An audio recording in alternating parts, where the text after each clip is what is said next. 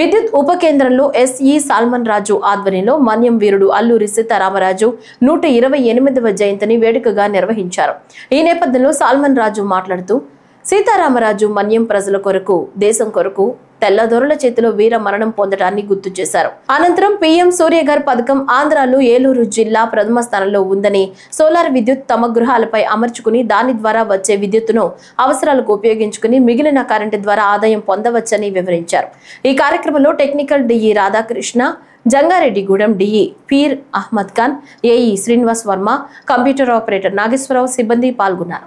అంటే ప్రతి మధ్యతరగతి ప్రజలు ప్రతి నెల కూడా ఎంతో కొంత ఆదాయం సంపాదించుకునే రకంగా ఒక కేంద్ర ప్రభుత్వం, రాష్ట్ర ప్రభుత్వం సహకారంతో ఒక వినూత్నమైన పథకాన్ని ప్రవేశపెట్టడం జరిగింది. అదే పిఎం సూర్యఘర్ అంటున్నాం. పిఎం సూర్యఘర్ అంటే సాధారణంగా మనం ఏంటి స్విచ్ చేస్తే బల్బు వెలుగుతుంది, కానీ ఈ సోలార్లు ఏంటంటే సూర్యుడు వస్తే కరెంట్ ఉత్పత్తి అంటే రివర్స్ అనమాట.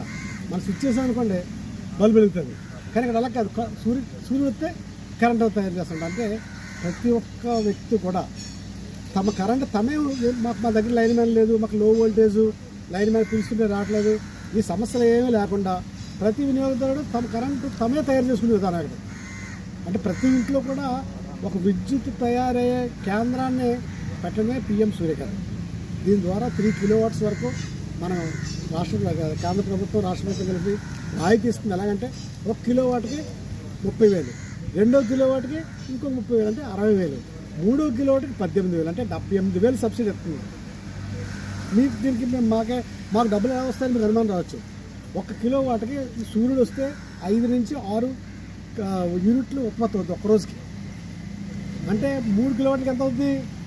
3 5 15 అంటే 30 రోజులు 450 యూనిట్లు ఇలా సూర్యుడి ద్వారా యూనిట్లు కరెంట్ తయారు చేసుకోవచ్చు. ఆ 450 యూనిట్లో మేము 200 యూనిట్లు వాడుకున్నాం సార్ అన్ని వాడచ్చు. ఆ 200 యూనిట్లు వాడుకుంటే మిగిలిన ఎంత ఉంటే ఇంకా 250 యూనిట్లు ఏముంటాయి కదా, ఆ మిగిలిన 250 యూనిట్లకి ₹2.09 చెప్పిన మేము మళ్ళీ తిరిగి డబ్బులు ఇస్తాం. అంటే ప్రతి ఒక్క మధ్యతరగతి ప్రజలు ఒక ఆదాయ వనరుగా ఉండటం కోసం రాష్ట్ర ప్రభుత్వం, కేంద్ర ప్రభుత్వం కలిసి పిఎం సూర్యఘర్ అనేది స్కీమ్ పెట్టడం జరిగింది. ఇది చాలా బృహత్తర కార్యక్రమం. ఇప్పుడు ఏలూరు జిల్లా రాష్ట్రంలోనే ముందు ప్రస్తుతానికి 2,250 పిఎం సూర్యఘర్ యూనిట్స్ రిలీజ్ చేసి సింక్రనైజ్ చేసి రాష్ట్రంలోనే ప్రథమ స్థానంలో ఉంది ఏలూరు జిల్లా.